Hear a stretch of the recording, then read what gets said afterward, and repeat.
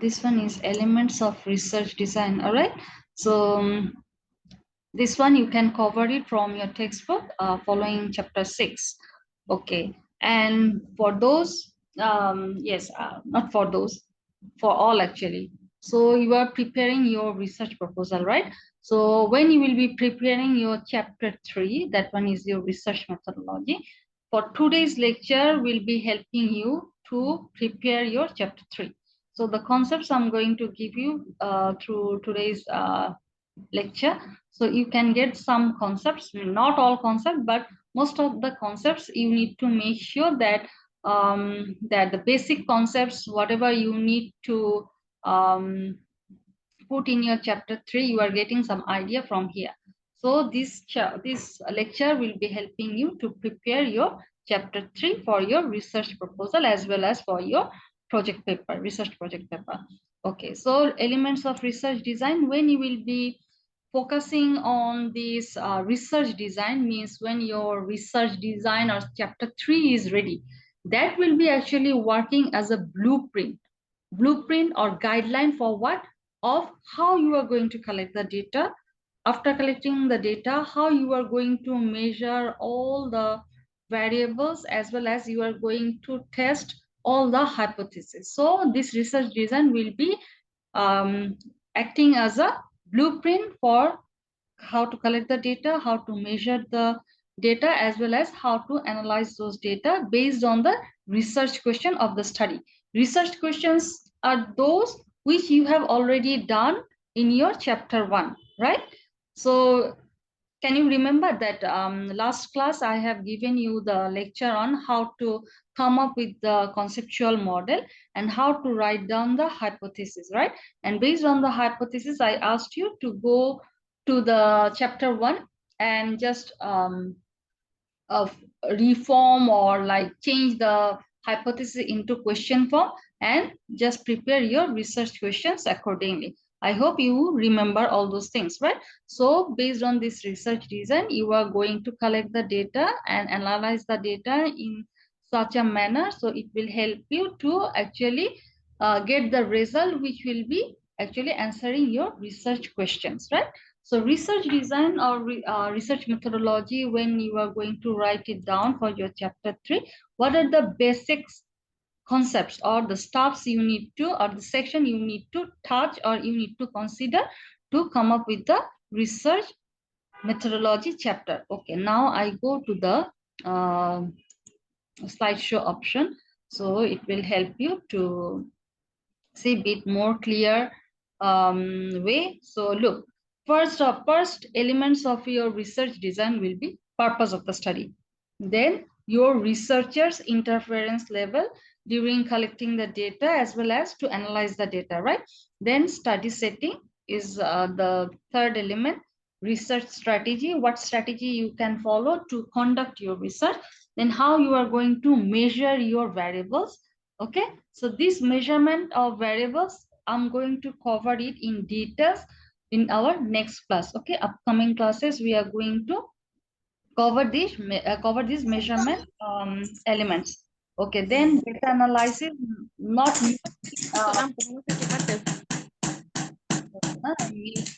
stuff.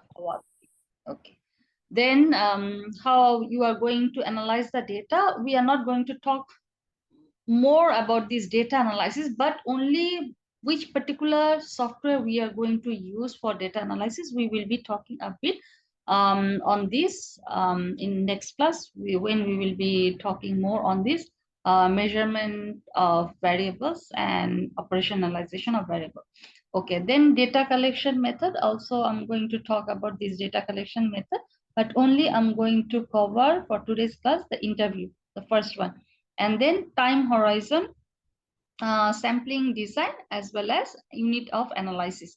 So these are the stuff we need to actually get the idea to structure our chapter 3. So one by one, I'm going to discuss. Okay, the first elements is purpose of the study. Your purpose of the study can be exploratory, it can be descriptive, it can be causal, right? Most of you are actually doing this causal research. Your purpose will be to identify all the factors related to the problem, as well as to examine whether those means like factors are the main factors, or either factors are not to causing the problem, so that you are going to means like investigate, right? You are going to do it, means causal research. Okay, first one, exploratory research. Exploratory research usually we do that time when we don't have any previous information or don't have any idea why the problem has been occurred, and what are the cause, means like means what are the reasons behind that to cause the problem, to come up with, means to what is that one, to generate the problem. So that we are going to explore of what, exploring the reasons, right, of the problem. But we are not going to investigate whether those means reasons are the real reason to means like cause the problem. We are not going to investigate it, but just to explore what could be the reason of that problem. So exploratory research usually we do it when there will be no information or existing knowledge on the what is that one, the problem in hand. So that time we go for doing the research, that is exploratory. Suppose your company's product is doing very well in the market, means the selling and also the position of your product is very good, market share is very good, but suddenly you are observing that your sales drop, right? But you don't know what's the reason, means suddenly why it dropped. So if you would like to know what could be the reason behind it, so when you will be going to investigate to find out the reason or the what is on the factors behind it, so you are going to investigate that, it will be called as exploratory research, right? And sometimes you will see when you will be doing the literature review, you will be looking at some conceptual paper, right? So those conceptual paper, they will be just conceptualizing what could be the reason behind the problem, or that particular problem, or the what is that one, means like some unusual events happen. So if you like to do some research or basic research based on that, so it can be the example of exploratory research. Then go for the descriptive research.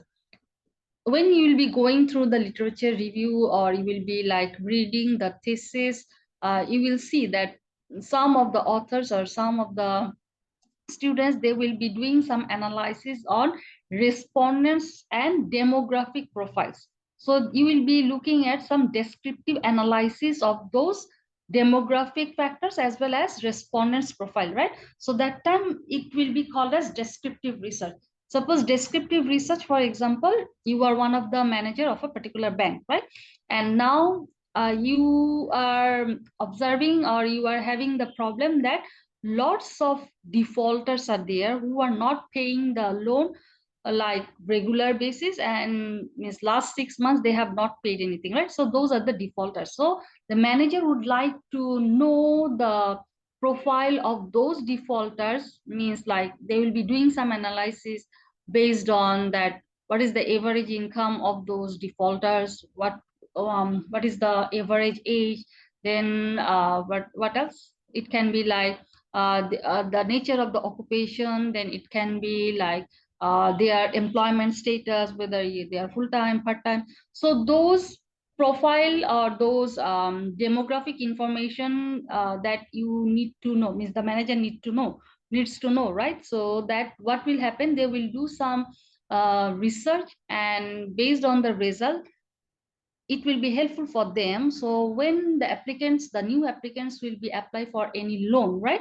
So they will be having the criteria that particular applicant actually they fit with that category of people who are the defaulters or not. So if they like under those characteristics or categories of the defaulters, maybe that time when they will be sanctioning the loan, so those results will be helping them whether they are going to approve the loan or not. So this type of research will be called as descriptive research.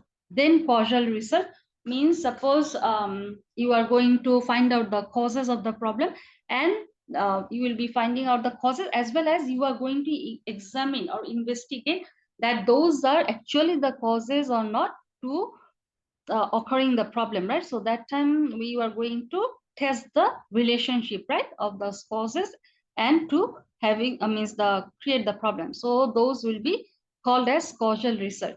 So most of you, I just mentioned that most of you are actually going to do the causal research. Means your purpose of the study will be to identify the factors as well as those factors are actually having the impact on the problem or the main variable, right? Your dependent variable or not. So it will be causal research for you. Suppose, for example, when the companies will be having the promotional activities or they will be planning to do some promotional activities, right? So usually the companies do the promotional activities to for what? To increase their sales volume, right? Usually. So suppose the company's manager, if they would like to know that if they increase the budget for the advertising, whether it will increase their sales volume or not, right? So they would like to know that actually the advertising budget or the advertisement, if you go for what means like what is that one? Someone is there. That's right. So if you go for giving the advertisement in different media, right, and whether it will boost up your sales volume or not. So if this type of research, if you are going to do, so that one will be called as causal research. Any questions so far? Understandable, right? So purpose of the study can be exploratory, it can be descriptive, or it can be causal, right? Any question so far? Okay, Prof. So far, okay. All right, then I move to the next one. This is actually what I have just explained. All right, the exploratory research example, descriptive example, and causal example, that what I just mentioned. Okay, then I move to the next one. The extent of researchers' interference. Usually when we conduct the research, we can manipulate the data or we can manipulate the situation. Okay, so in that case, there is a possibility that in the interference level will be there of the researcher to manipulate the situation or manipulate the data. To what extent the researcher should interfere in the situation for collecting the data?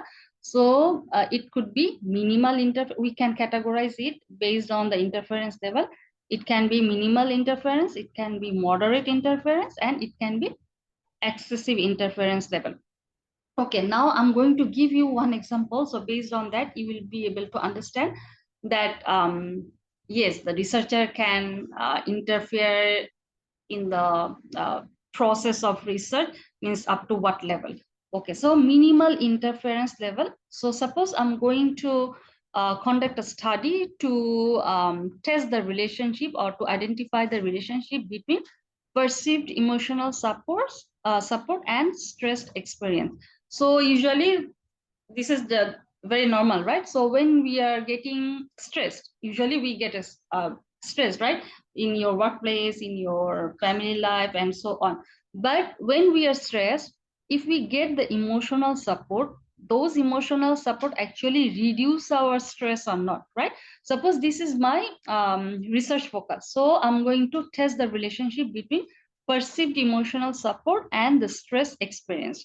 And I have narrowed it down, and my context will be the staffs from the hospital, right? I'm going to test this relationship of this emotional support and stress experience based on the hospital staffs. Okay, so I'm going to test this relationship based on the medical staff, and I'm going to target the nurses, right? Suppose in a particular hospital or medical center, I'm just going to collect the data from those nurses who work there, and I'm going to distribute all the questionnaires to them and request them that when they are free, they just go for participate in the survey and just fill up the questionnaire, and then later we will go there and collect all the data from the questionnaire from them. Right? So without interfering in any of the activities of those nurses in that particular hospital, when I'm just requesting them that to participate in my survey and collecting the data without interfering their daily activities. So I'm going to collect the data. So here, in this case, me as a researcher or data collector, I'm not interfering to any activities and I'm collecting the data. And this is also called as natural setting, means everything will be going on in a normal way, means in a continuous process, but I'm going to collect the data from those stuff, and this is called minimal interference level of the researcher. Okay, now the researcher interference level could be moderate. So in that case, suppose the situation is same, I'm going to test the relationship of these two variables, right?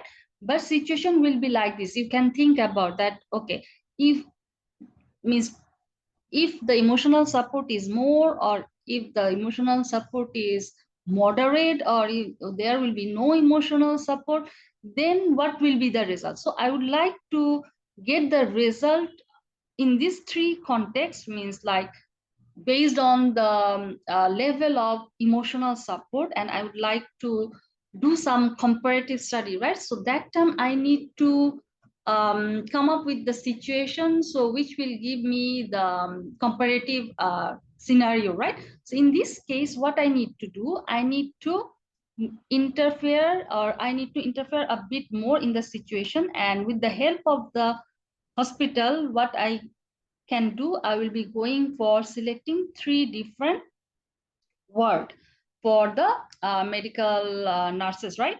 So medical staff. So with the help of the hospital, I can just go for like selecting three words: word A, word B, and word C. Okay, so in word A, I need to make sure that the nurses are actually getting the emotional support from the lab technician as well as the from the doctors, right? So ensure that number of lab technician and doctors help and supports are there for the staff. In ward B, we need to make sure that the nurses we are selecting from this word, they are only getting the support or the help only from the lab technicians rather than the doctors. So I'm going to exclude the doctors here. So no mental support from the doctors, only lab technician. Here word A, emotional support both from lab technician and the doctors, right? Here in word C, I need to make sure that there are no emotional support as well as help from the doctors as well as from the lab technician. So no emotional support. So in this case, then I can go for distributing the questionnaire and then collect the data from these three words to get the comparative result, right? So what will be the problem here in this situation? Suppose word A is getting the full support, word B moderate support, right? And word C no support at all. But in real case, right, the hospital can't work like this way. So you have all the supports from here, like, but other department, they have moderate support. Suppose word A, they have full support, but very less patients are going there, or very less cases in that ward. Whereas maybe in ward C, right, less support, but lots of patients are there. So this is natural setting. So you can control this, but purposely you were just what means controlling a bit the situation, but in natural setting you can't interfere the normal setting of the hospital activities. So in this case, in order to understand, like, maybe you will not get the proper result. So in this case, in order to understand like the relationship of these two variables, right, I need to make sure all the wards will be having the same number of patients and same kind of cases. But in this natural setting, I can't do this. So in this case, rather than selecting the nurses, what I can do, scenario 3, right? So in this scenario 3, what will be happening? Hold on, I want to get rid of this bar.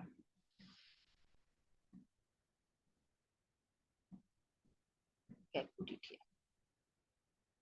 Okay, so in this case scenario 3, so rather than using the medical staff nurses, I'm just using the maybe the intern doctors, right? Or the medical student. So I'm going to prepare here like 3 groups, again like the second scenario, medical student group 1, 2, and 3.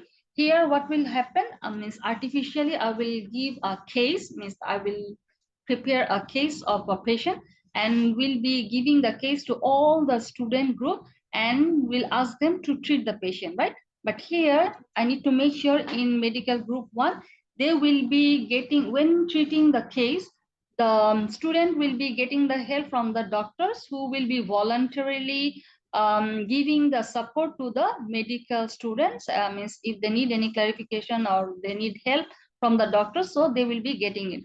In medical group 2, here I need to make sure that doctors will be there, but until and unless the student group is asking for any clarification and help, doctors will be not doing any role, right? They will be not helping the student. And ward C, same case will be given to them, means not ward C, medical group 3.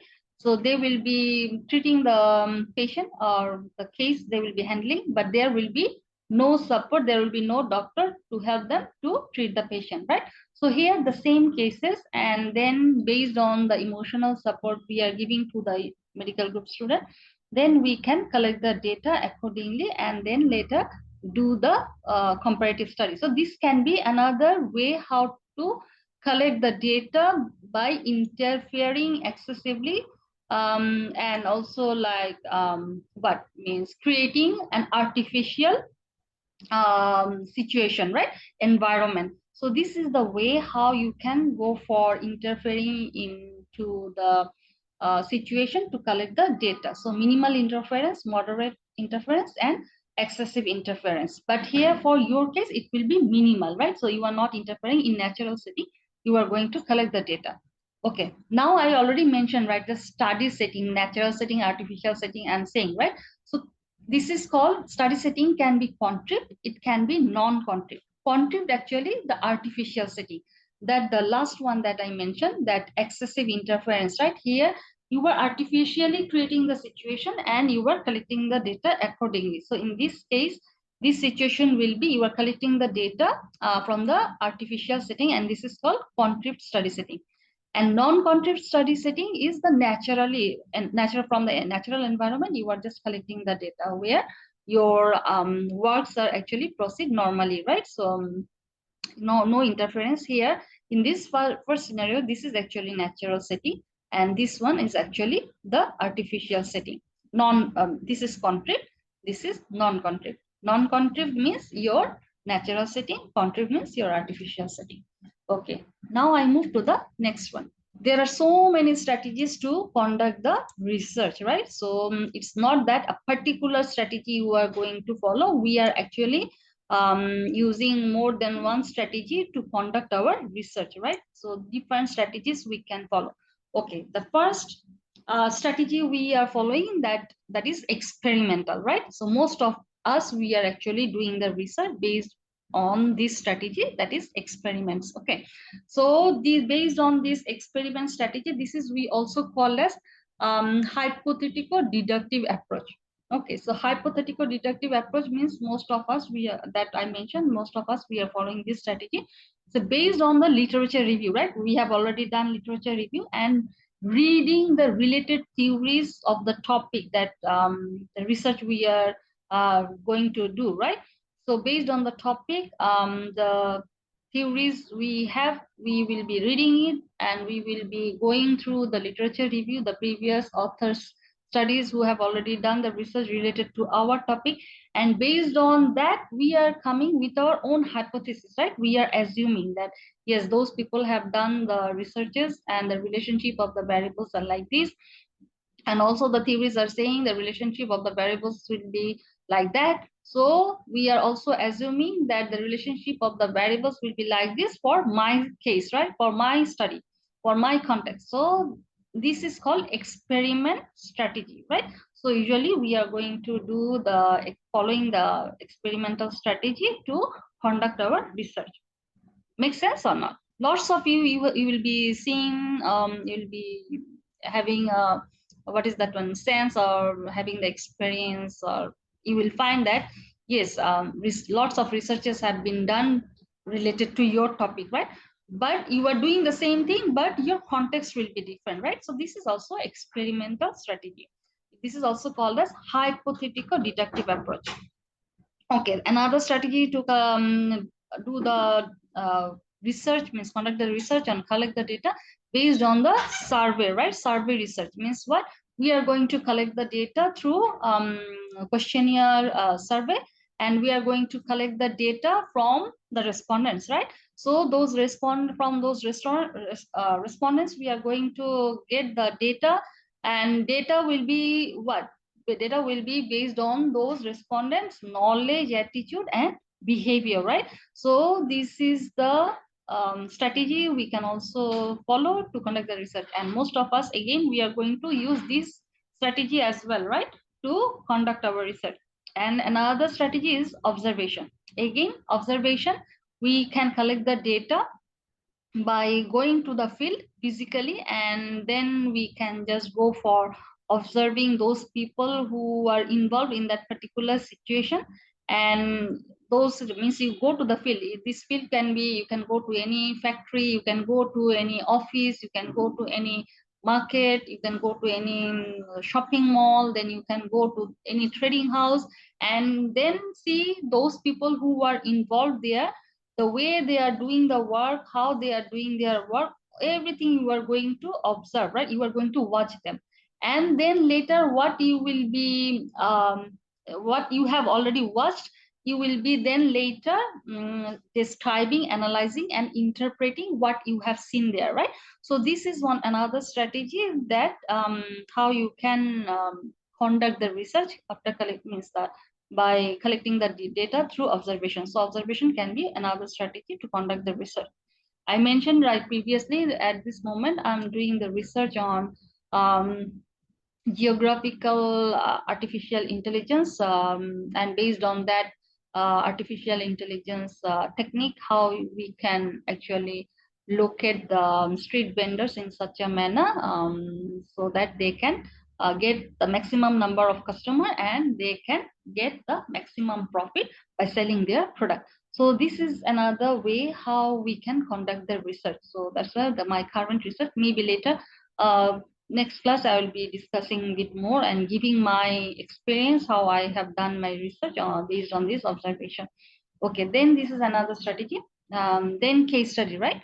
And I'll be also talking about more on this observation, collecting the data through observation, as well as questionnaire survey. More details will be given next class. Okay, then case study.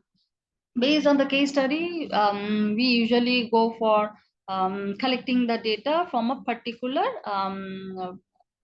from it's like about a particular object, or we can just go for treating any particular business unit, like, or any organization, any industry, any country as a case to do the research. So case study means, again, most of you have like these hypotheticals, deductive research strategy. You are going to use the survey as well as case study, right? Means you are, maybe some of you have selected your own company, right, to do the research one. So those will be case study. Maybe some of the student you have selected like any particular industry, right? Oil and gas industry. I think some of you have already selected gas and oil and gas industry as a case, right? So those case studies also can be the strategy for conducting your research. Okay, then grounded theory. Grounded theory is like that. First, you will be collecting data, and based on your collected data, then you will be coming up with your own theory. Suppose, for example, I think Maslow's hierarchy need theory, right? And then Gert Hofstede's cultural dimension theory. Those who have already gone through organizational behavior course, and what else, marketing management course, you already know this theory, right? Very common theory. Gert Hofstede's cultural dimension theory is a very common theory. Those who already have got those concept of culture, of course, you have gone through the Gert Hofstede's cultural dimension theory. For Hofstede's cultural theory, Hofstede's what he had done. So he collected the data from more than 117,000 employees of IBM all over the world. I think how many countries? I forgot how many countries I forgot. Okay, but all over the world, they actually collected the data from 1967 to 1973. So within this 5 to 6 years time, what Gard Hofstede's team means like collected the data from, only they actually collected the data only from IBM branches all over the world, and based on those data, then later Hofstede actually came up with the cultural dimension theory. Means culture actually different, means like differs based on what particular dimension, right? Actually, when Gerd Hofstede came up with his cultural theory, first it was like, I think, four dimensions. Later, when he has done more analysis, then he came up with 5 dimensions. So these are the way actually. So based on the data collection and then based on the analysis of those data, he came up with his own theory, right? So this is another way how you can do the research. So this is called as grounded theory or inductive approach. Okay, so this one is opposite to what? This deductive approach. Deductive approach, you get the idea from the previous studies and then you get the idea from the theory, existing theory, then you come up with your own conceptual model. But here in grounded theory, they will be coming up with a new theory after collecting the data. So this is ground theory or inductive approach. Then action research. Action research is like, yes, same as the applied research, right? Applied research we have gone through, like in your work setting, if you face any problem and if you need any immediate solution to solve your that problem in hand. So in order to solve the problem or get the solution to solve your problem in the work setting, and if you do the research on that, so this strategy will be called as action research. Okay, then another one is, the last one is mixed, hold on, huh? Mixed method that I mentioned, that it can be like mixed. You can follow what is that one? You can follow like different strategies, more than one strategy to conduct your research. So it will be called as mixed method. You can go for, like, suppose you can just go for coming up with the grounded theory, right? Then grounded theory, then you would like to test it. So then there are more than one strategy you are following to conduct your research, right? So it will be mixed method. So more than one strategy you can follow for conducting your research. Okay, any questions so far? I'm talking, but nobody is responding or no. Okay, hold on. I think got some message. This is for what? New message. Okay. Okay, no query. Okay. All okay or not? Prof, Yes. just wondering, if you're conducting like interview, would it fall under moderate interference or the excessive interference? I mean, we're Okay, doing interview with I'm the interview, right? So I'm coming yeah. next to the interview one. Oh, okay, right. We can talk about the Nur Hayati, right? Okay, so then I give the lecture, then we can talk about it. All right, for the interview method. Prof, It's not means I like have that a question. interference. Yeah, just a minute. Huh? Interference level will be there. Yeah, some means biasness could be there. So rather than manipulation, we can say it as a biasness. I'll be talking about it, Hayati, Nur Hayati, regarding this. Yes, please, Muhammad. Palmai Harun. Yeah. Azharun, right? Yeah. Yeah. Yes, So please. what is the most popular strategies that applied by the student based on your This one, this experimental, teaching? this Yeah. experimental hypothetical deductive approach based on the literature review and theory. We came up with our conceptual model, right? You remember last Yeah. class? So this one is actually experimental. Hypothetical, hypothesis, and then deductive approach. We actually got the information from the previous studies as well as from the theory and came up with our conceptual model. So this one is experimental actually.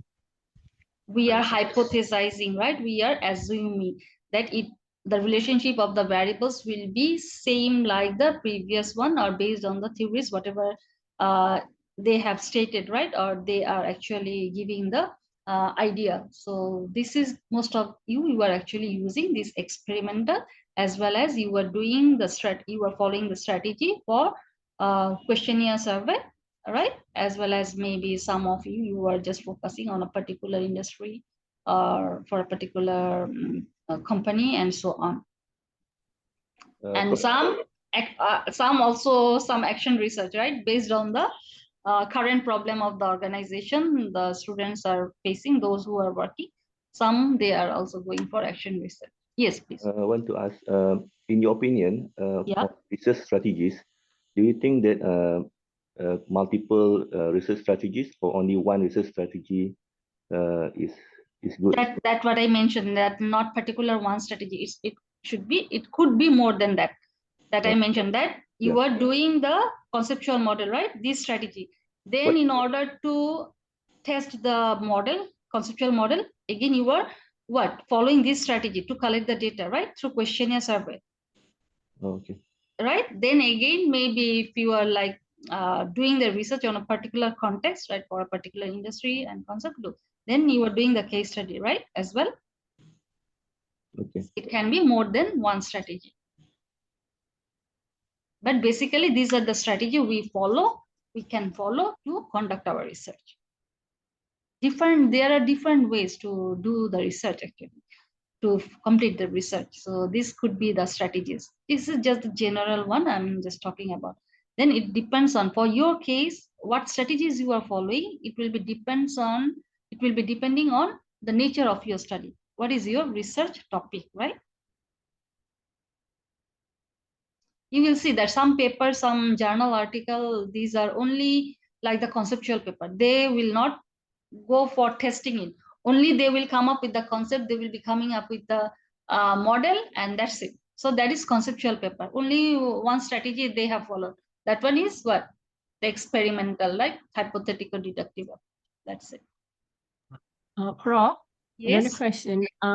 When we write all these strategies on inside our proposal, do we need to give our reference of the literature review? I mean, the research.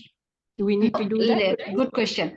No, Hayati, yes, means like for your case, means for our student case, right? At this stage, means when you will be writing your research methodology chapter, right? So first you need to give some like information based on the what is that one? Based on the theory, right? Based on the textbook or based on the journal article. Then actually how you are going to conduct your research, you just need to write it down like a storytelling. Okay, like means like you will see that the population size, right? Then what is population size? You need to write it down. So you just get the idea of population, what is population means, what is population size means, you write it down, give the reference. For your case, what is your population size, right? Means the total number of the respondent could be like the population, or suppose you are going to do your research within your company, right? So in your company, so all the staffs you are targeting to collect the data. But suppose you have 500 staff in your company. So are you going to means like going to collect the data from all those 500 employees? No, right? So you need to say that yes, this is the company I'm going to, this study will be going to collect the data from, and the total number of the staff of this company is like this. And then what will be the sample size? Then sample size, how you calculated, and sample size minimum, how it could be, and the minimum could be how many, and give the references from where? From textbook, or you get the reference from your article, right? Then how you are going to collect the data, means how you are going to distribute the not data, how you are going to distribute the questionnaire, right? So you need to write it down in your own way.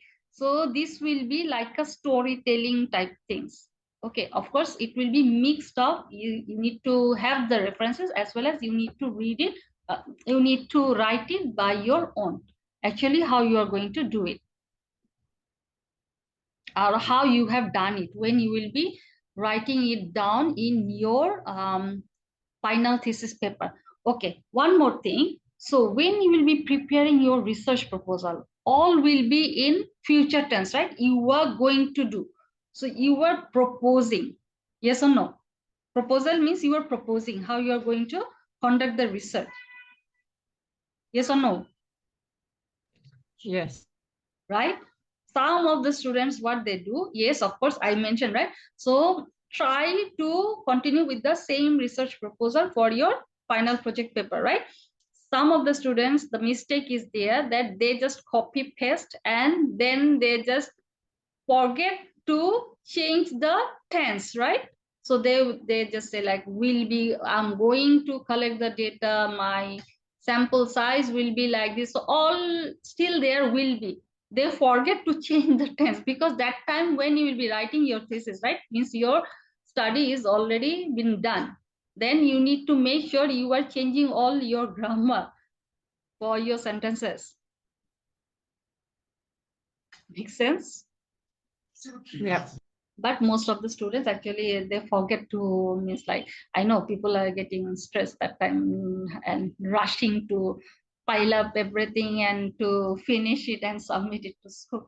So make sure, so this is proposal stage, so all will be, means like tense will be in future tense, but for your final project paper, make sure that it should not be written in future tense, means it will be like either present tense or you just go for using past tense.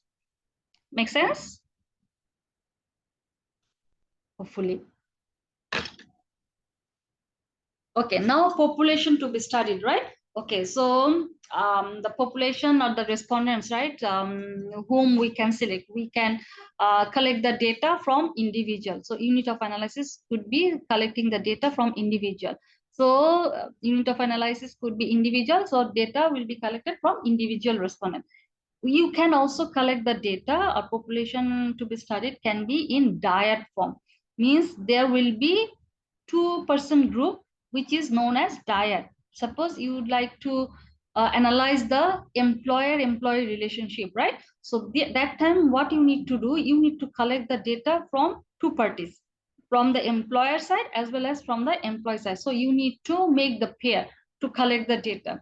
Suppose you want to collect the data to analyze the services of the doctors, and doctors services will be evaluated from the uh, uh, patients, right? So if you want to get the result of the hospital's um, medical services, right? So that time maybe you want to do some analysis to get the aspect from the doctor side as well as from the patient side. So that time maybe you can make the group and collect the data. So that time this unit of analysis would be in dyad form. Then group, you can also select the group uh, to just like to do the analysis.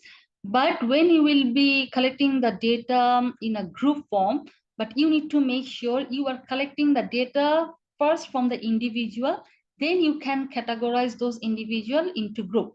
But even if your unit of analysis is group, but your collection of data will be from the individual, and then you need to categorize them into different group. Then organization can be unit of analysis. Suppose industry or any particular company can also be a unit of analysis. And usually when you will be like focusing on doing your research based on culture, right? Usually the cultural study will be based on a particular country. So this could be the population you can select to do your research. So unit of analysis can be individual, dyad, group, organization, and culture. But most of you are actually collecting the data from individual. But if you want to compare the study based on the group, then later you can also, categorize the individual into group. And this group you can like put it as a moderator. Usually when we do the comparative study, we put that variable as a moderator. Okay. Then just going for the next slide.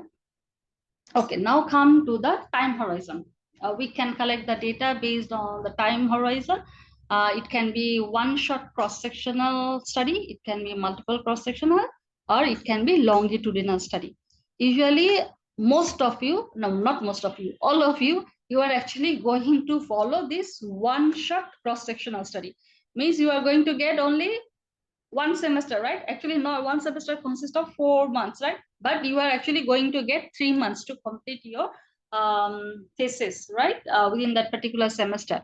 So just keep 1 month maximum 1 month for your data collection, right? So one-shot cross-sectional studies are that.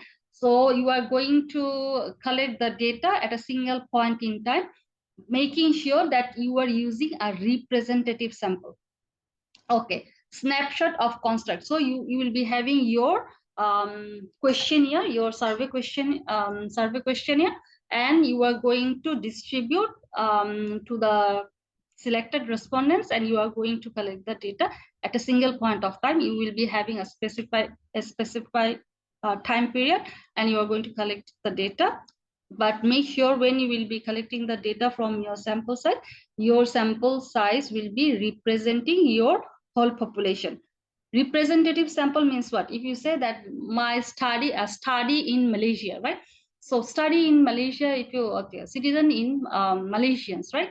So if you say like Malaysian citizen, then how you are going to make sure that you are selecting the respondents in such a manner that those sample size is actually representing the whole Malaysians, right? So how many states are there in Malaysia? How many? 14. 14, right? Then if you're if your sample size is 300, right? Then from each state, how many respondents you need? 300 from times 40. 300 times 40 or divided by 14? Divide 15. Divide by 14, right? So it will be around 21 point something. So we can say like 20.1 respondent, right? So we will be like on an average, we will be like selecting 22 respondents from each state in such a manner so that we can justify that these 300 respondents is representing the whole Malaysia. So it will be this way we actually go for selecting the respondents accordingly. Make sense or not? Yeah. Okay, good. So it will be one-shot cross-sectional study. So you can also just go for if you are selecting your own company, then how many departments your company has from each division means each department, how many employees are there, right? So if it's 100 sample size, then from each department, how many respondents you need to make sure that yes, my result is actually representing my whole staffs in my company, right? So this way you need to calculate your representative sample. Okay, then multiple cross-sectional study. Here in this time horizon, you are going to measure your construct or variables, right?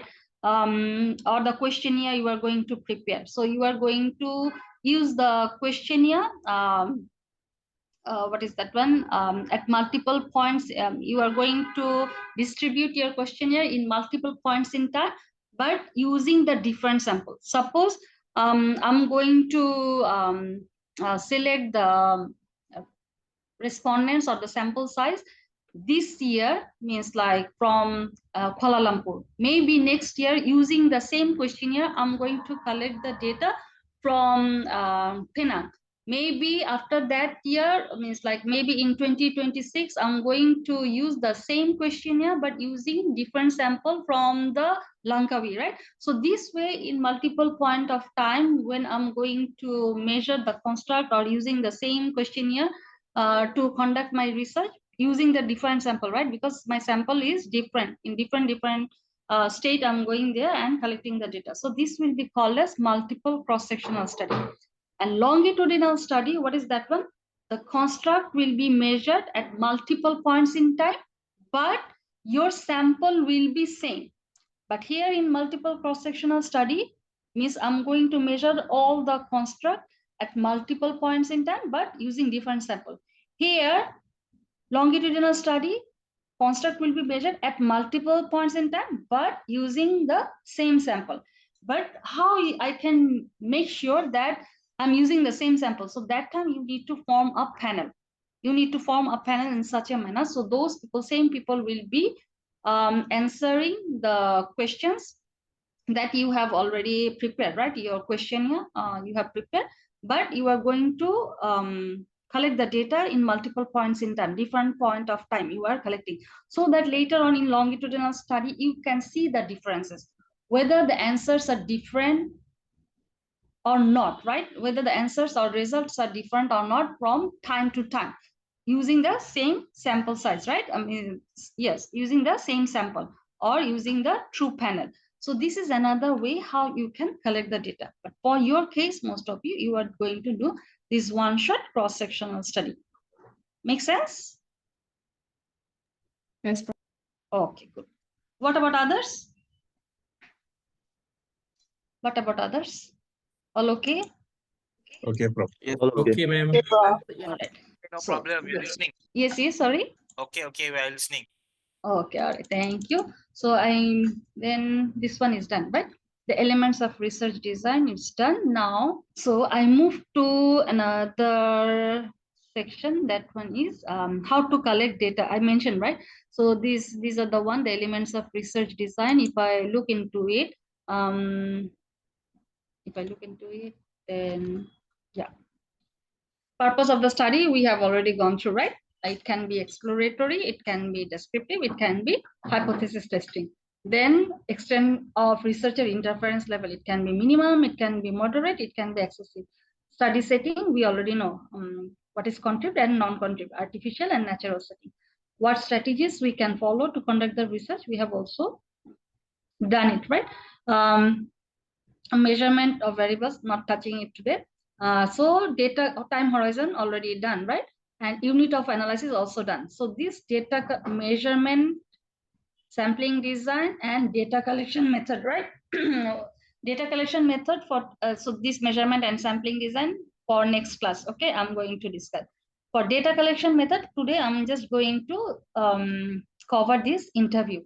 So if I just go for no question, right? So far for the elements of research design, then I can move to the next slide. All right, so I'm going to cover this one, data collection method, introduction and interview. So I'm going to cover this interview, and you can also go through chapter 7 of your textbook. Okay, so interview, right? So sources of data, right? Yeah, of course, this is like all of you know what is primary data and what is secondary data. Primary data usually when it will be like collected for the first time by the researcher, right? So information that will be collecting first time by first time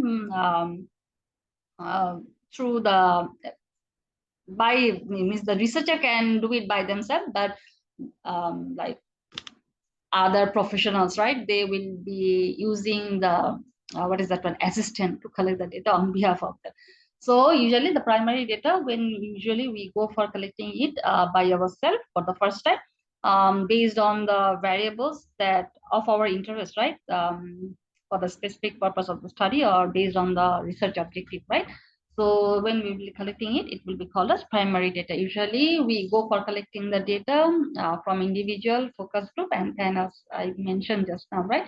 And then secondary data are those which are already available and those data which have been collected by other people for their own study purposes, right? So those information we can also use for our study purpose. Then it can be company records, governmental statistical report, then industry report, and so on. So those information, governmental report, government statistics, those are very important source for like understanding any country's situation, then any company's what is that one, status, their performances, industry, what is that one, industry scenario, and so on. So all these information we can get it from the secondary sources. Okay, then go for interview, right? How we can conduct the interview based on unstructured and structured form. Unstructured interview, when we conduct that time, we don't have any pre-specified or like what is that one, means like pre-formulated questions for us, means like questions to ask to the respondents or the interviewee. Usually when we don't know if the topic is very new, right, and we don't have any idea about the issue or the topic, and we don't know actually what to ask, what information we need, or what to ask to the interviewee. So that time we just go for conducting it in unstructured way. So interviewer, when they don't know what to ask or what information to collect, so that time they don't go for any planned sequence of questions to develop in advance to be asked to the respondent. So it will be unstructured interview. Then just simple way, when you don't know actually what to ask to the interviewee, so you just go for conducting the study, it's conducting the interview, and you just start talking with the topic or the issue, and then one after another question will be arising and you will be asking to the interviewee. And structured interview, it will be having a planned sequence of questions, and you know particularly what information you need from the respondent or from the interviewee, right? So you will be having the set questions and you are going to ask the interviewee accordingly. So yeah, so this one is structured interview. Then I just go for what are the advantages of if you go for interviewing personally, or you just go for using the telephonic interview. Nowadays telephonic interview we don't usually do. Now we can just go for using lots of digital platforms are there, right? So we can use it easily. But problem is that it's very tough to get the respondents and to get their time and to convince them to what means participate in the interview. Okay, then at personal interview at advantages, if you go for face-to-face interview, so if the interviewee has any means like clarification of your questions or any doubt about the questions you are asking, so they can easily clarify, right? And then there is an advantage of to pick up the what is that one, non-verbal cues. I mean, with the gesture you can easily get actually what the interview is trying to say, what's their is like attitude, their feelings or their attitude, right? So that can also be captured through personal interview. And usually there is a high response rate and cooperation, whereas like if you do the telephonic interview, people are not very like comfortable to give you the information or to prolong the conversation. So usually when we go for personal interview, we can use different devices to record the session. Okay, then disadvantages: high cost and time intensive, geographic location because of the because of the uh, cost, right? Usually there is a possibility, but nowadays I mentioned that this is not a problem, that using the digital platform we can easily conduct the interview.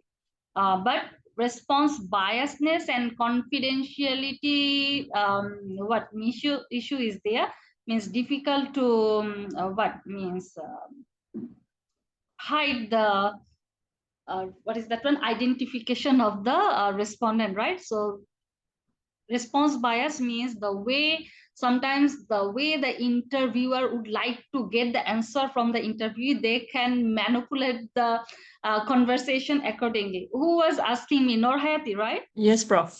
So this is actually natural setting, but problem is the biasness, Norhayati, right? So the way the interviewer would like to get the responses, maybe that responses will be giving the result the way the interviewer would like to get the result, right? Maybe for their own interest or something like that. So there is a possibility the biasness will be there, as well as confidentiality is tough to maintain, right? You already know who is the respondents.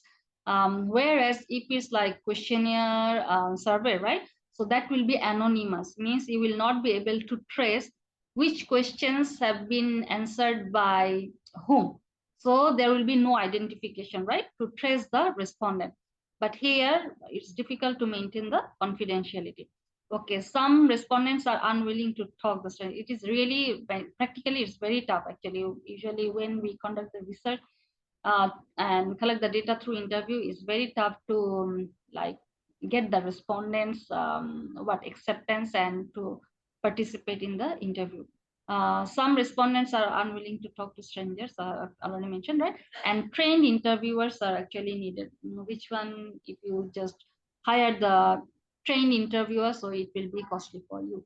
So yeah, So these are the advantages. And telephonic interview, if the respondents are feeling uncomfortable to face you to give the interview, right, face to face or personally, then they can go for interview method, telephonic interview, this method. And yes, per number and faster number of calls and faster, right, it could be high for the telephonic interview, lower cost. Disadvantages, length, your conversation length might be limited, right? I mentioned that people would not be like interested to give you more information over the phone. Low response rate and no facial expression, whereas if you go for like personal interview, then you can pick up the non-verbal cues to understand actually what the interview is trying to say. Okay, so this is another method to collect the data, that is projective method. Okay, these are the method, projective method. Usually it's been actually used by the psychological and social researcher, right? So usually they go for collecting the data using this method, so to understand people's feelings, personality characteristics or traits, as well as their mental status. Okay, and their yeah, so these are the way. So word associative technique, this is like this is additional, I'm just saying. So word association technique, usually this behavioral researcher, right, to understand people's behavior, so they usually use it. So, and the marketing researcher usually do it mostly. Asking the respondents means word associative technique. With this technique, one word will be given to the respondent, and respondent will be asking, means when they see that word, what is coming in their mind first, right? So this one will be like something like that, go green, right? So what's coming in your mind, so when you will see that word? Recycle. Recycle. Okay, then what else? Others, what about others? Sustainability. Sustainability. Environment. Again? Environment. Environmental sustainability, recycle, right? So all are related. Look, so most of you were just giving the same it's the same feelings are coming to you, right? So you are perceiving in the same manner. So these are the way how, so a particular word like doing the branding and what is that one, to come up with a message and to what means like giving the name, branding, yeah, I already mentioned, right?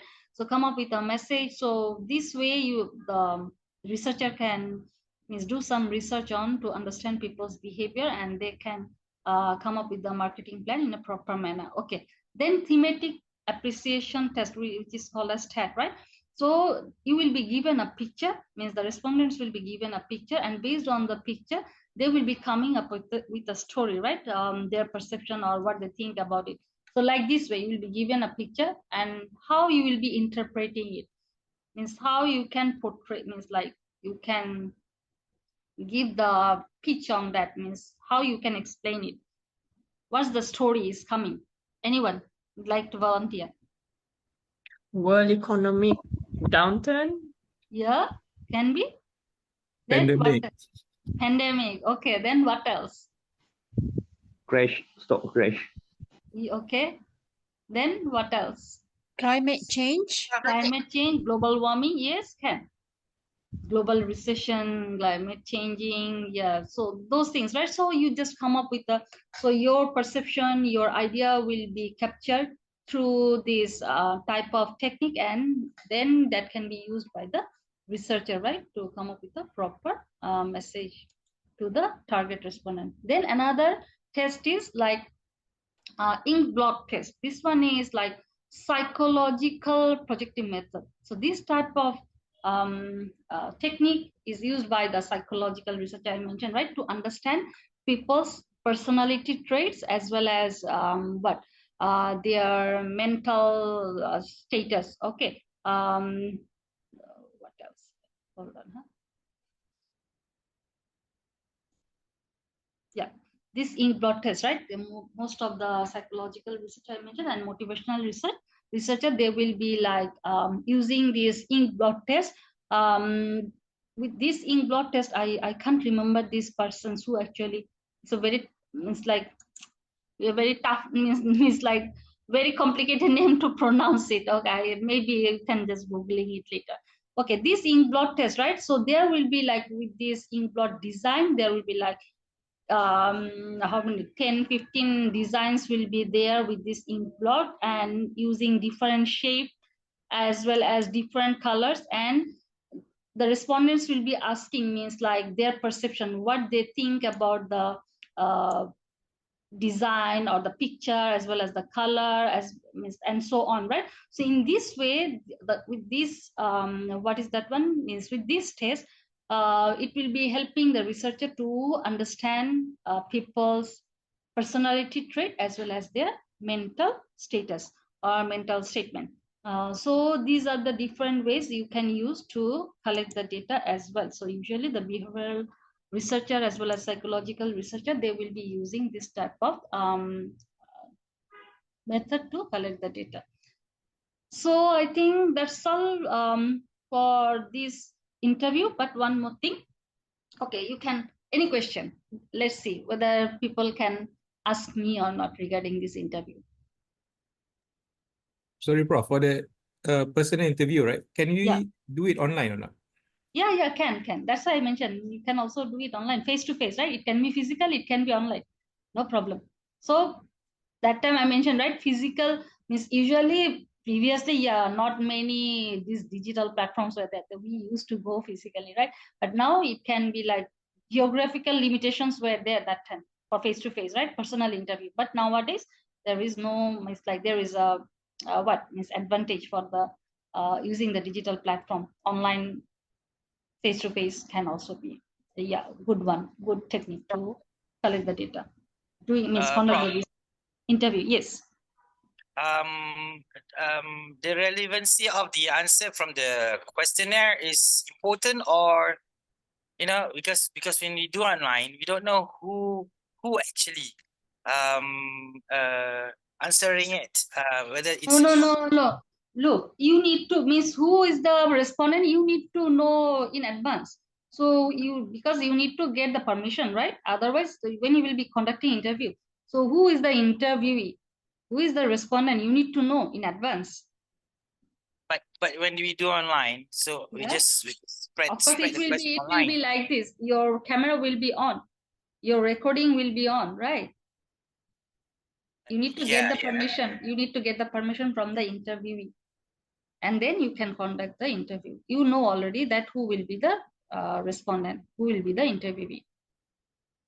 Okay. It's not like out of my hundreds, means like 130 students, nobody is means like turning on the camera, right?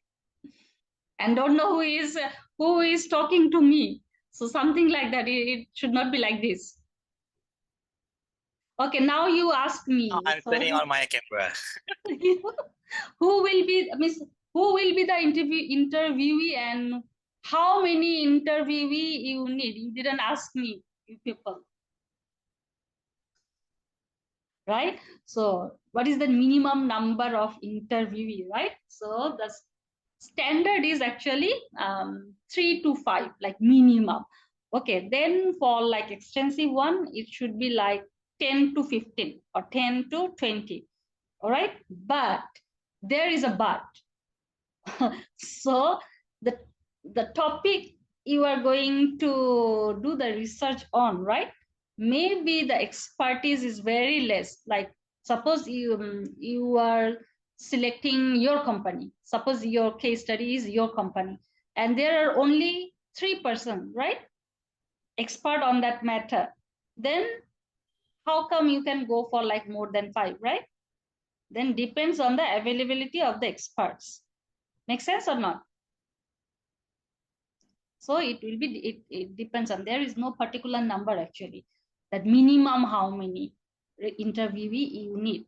So in your company, suppose only one expert is there, then you don't have any option, right? Just go for interviewing one people.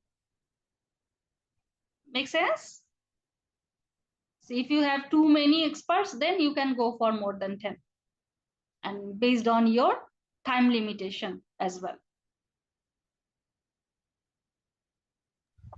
Prof, I have a question. So Yes, for the please. interviewee, Yeah. do they need or are we need to sign off any non-disclosure Sign up any?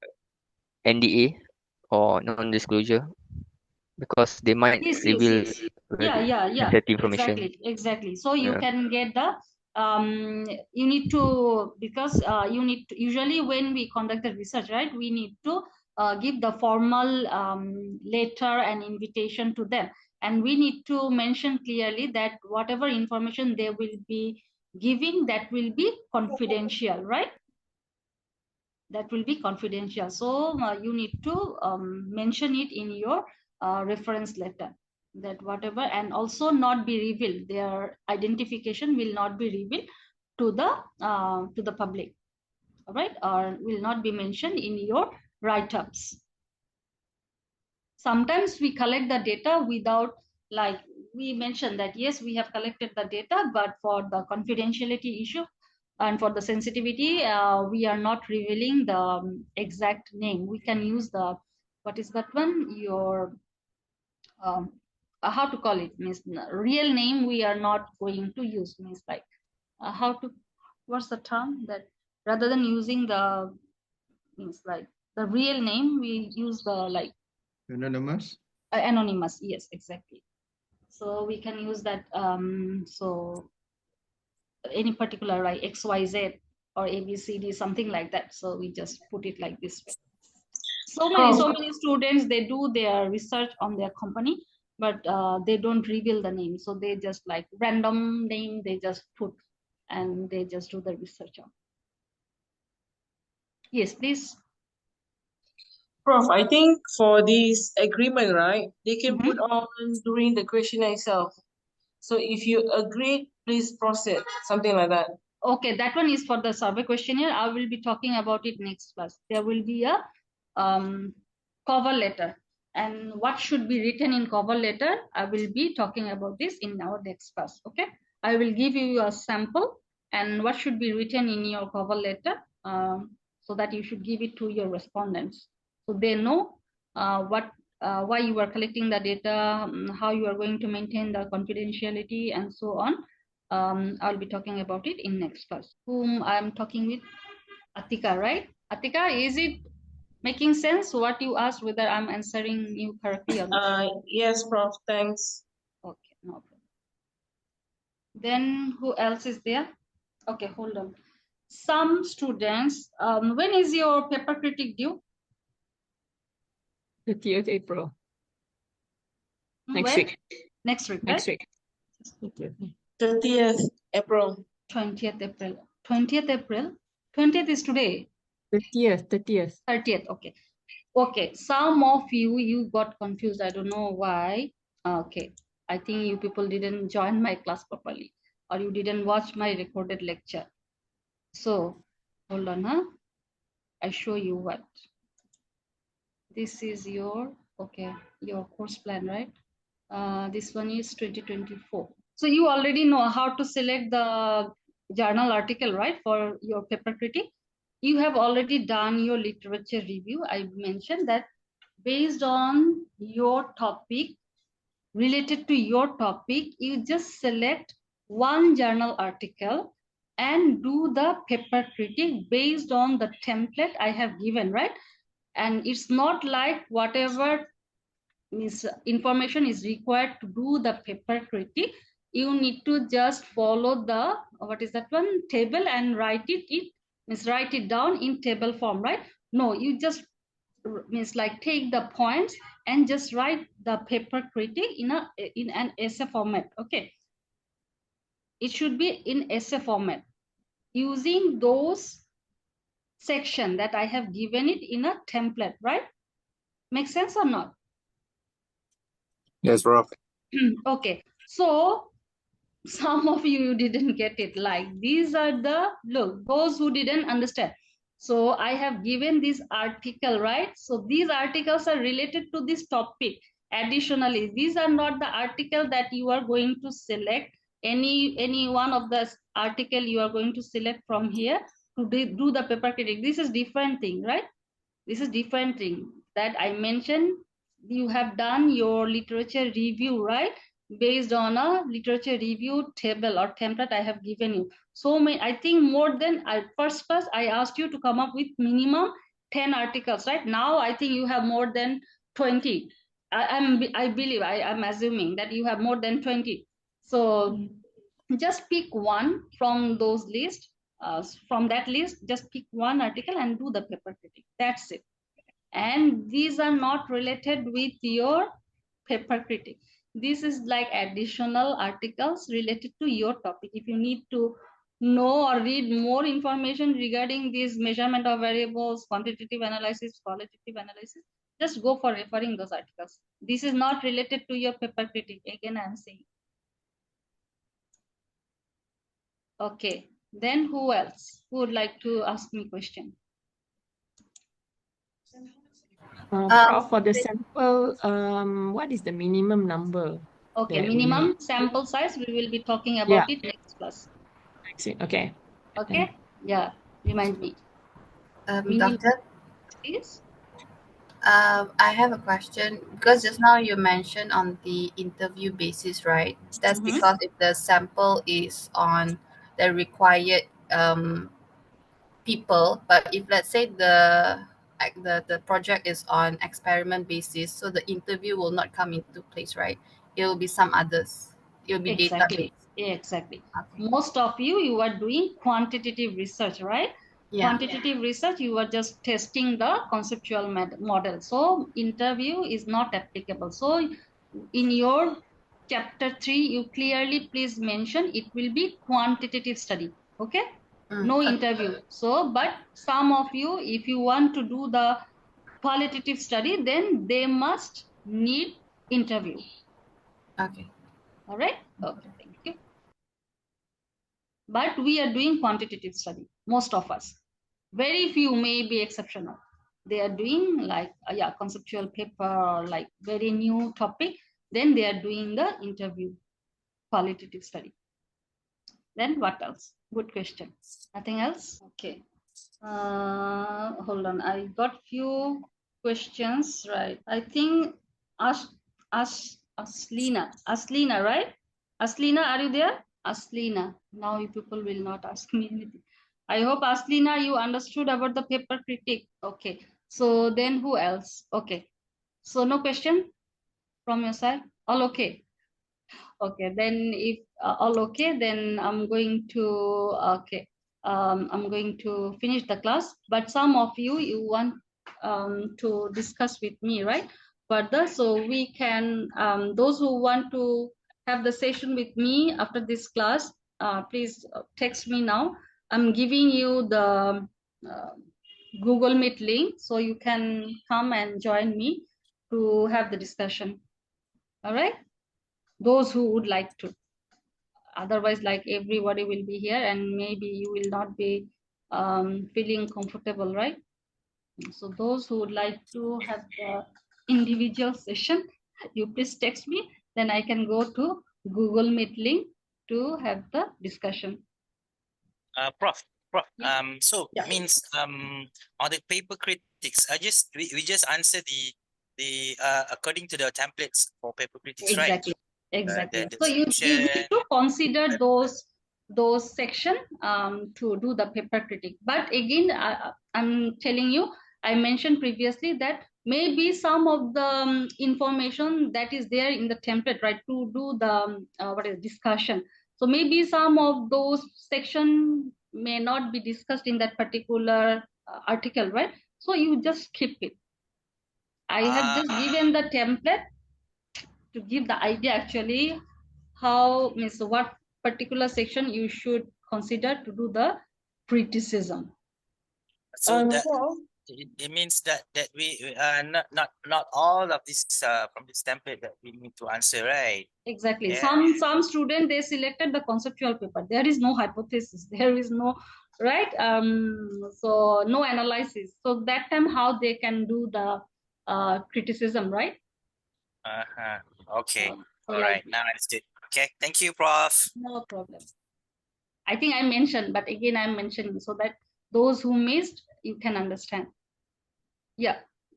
Then next, yes.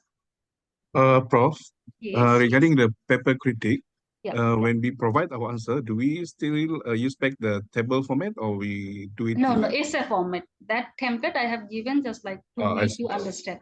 Okay, so Right. it will be essay format. Yeah. I see. Okay, thank you. All right, no worries.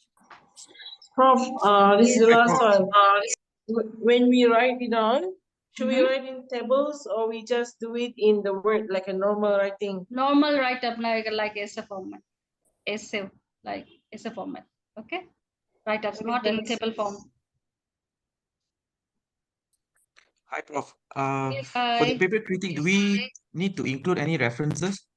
If you get the what information means from other source, then you please put it in reference to justify your your statement.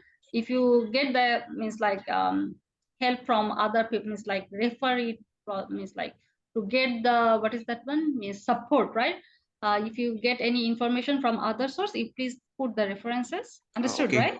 Yeah. Understood, right? Yeah. Then what else? I'll be like sitting down, nobody is saying anything. Okay, Prof. Nothing else. Okay. If not, then yes, again, WhatsApp is there. WhatsApp me. And some of you send me the conceptual model very late.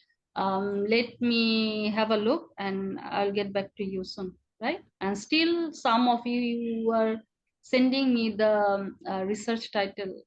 You don't have much time, so please speed up. Otherwise, like you will not get much time to finish your written proposal. All right.